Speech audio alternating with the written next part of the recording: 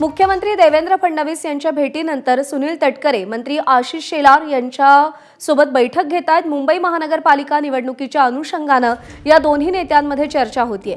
नवाब मलिक यांच्या नावाचा मुद्दा मागे पडला असून आता प्रदेशाध्यक्ष सुनील तटकरे वरिष्ठ पातळीवर युती आणि जागा वाटपासंदर्भात चर्चा करतील।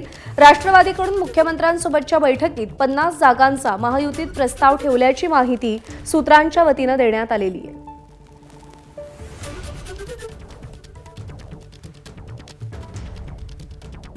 मुख्यमंत्री देवेंद्र फडणवीस यांच्यासोबत बैठक घेतल्यानंतर आता सुनील तटकरे हे आशिष शेलारांसोबत बैठक घेत आहेत।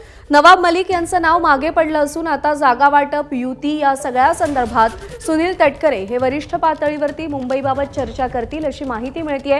नवाब मलिक यांच्यासोबत कोणतीही चर्चा करण्यास शिवसेना आणि भाजपने नकार दिलेला होता, त्यामुळे राष्ट्रवादी मुंबईत युतीत लढेल की नाही या संदर्भात साशंकता निर्माण झालेली होती। पण अखेर नवाब मलिक यांचं नाव मागे पडलं असून आता सुनील तटकरे हे वरिष्ठ पातळीवरती सगळ्या नेत्यांशी चर्चा करतायत। मनी लॉन्ड्रिंग प्रकरणी नवाब मलिक यांच्यावरती आरोप झाले होते, ईडीने त्यांना अटक केली होती। दाऊद सोबतच्या संबंधांबाबतही आरोप झाले होते आणि या सगळ्याच्याच पार्श्वभूमीवर भाजप आणि शिवसेना यांनी नवाब मलिक यांच्या नावाला विरोध केला होता। राष्ट्रवादीची प्राथमिक भूमिका हीच होती की नवाब मलिक यांच्या नेतृत्वामध्ये मुंबईमध्ये युतीच्या वाटाघाटी होतील, पण भाजप आणि शिवसेनेने याला स्पष्ट नकार दिलेला होता।